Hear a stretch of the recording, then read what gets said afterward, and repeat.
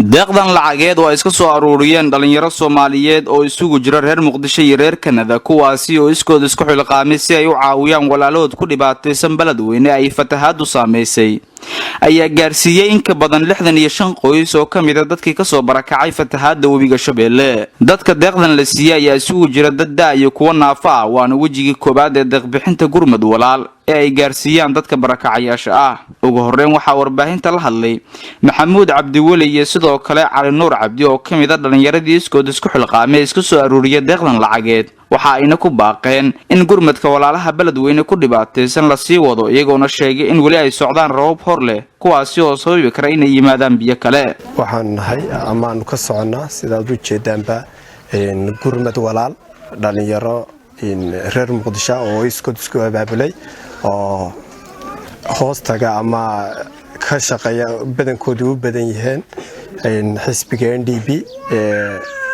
golaha weynaha Higsi.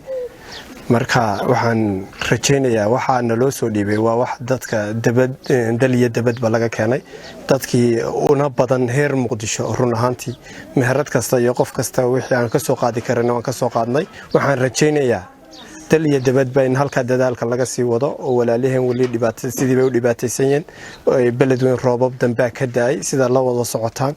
marka waxaan rajaynayaa insha Allah in gurmadka walaaliheen garab istaag bay nooga baahan maanta in la laba jibaaro.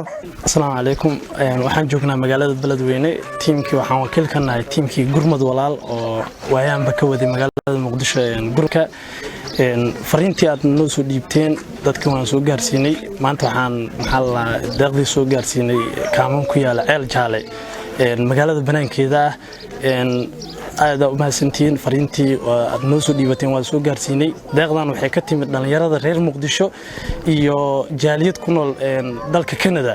marka fariintii saad noogu soo dhiibteen noogu soo amaanaysteen waan u soo gaarsiinay waana keenay. ugu dambeyn dadka la siiyay deeqdan lacageed ayaa kaga mahad celiyay walaalaha deeqdan iska soo aruuriyay ee Soomaaliyeed. dhammaan Soomaalida noo soo gargaartay waa mahadsan yihiin meel walba ay joogaan dalka iyo dibadaba. gurmad walaal ayaa la yiraahdaa waa reer Muqdisho dhalinyaradaas iyo reer Kanada intaba waan u mahad celinaynaa. dad yacni suuqa madow iyo laalaab iyo tuugnimo ku shaqeynaa maaha waxa la waxay wadan guryaha ayay noogu keeneen banaanka ayay noo dhigeen dhammaan ayadoon qabiil iyo waxa laga baxay oo yacni si wanaagsan ummadda isku mid ay ka dhigeen. walaalaha na soo booqday oo deeqda noo soo dhiibay waa ugu mahad celinaynaa. Maxamed Cabdullaahi Xuseen France raadiyaha TV-ga dowlad goboleedka Soomaaliyeed ee Jubbaland magaalada Beledweyne.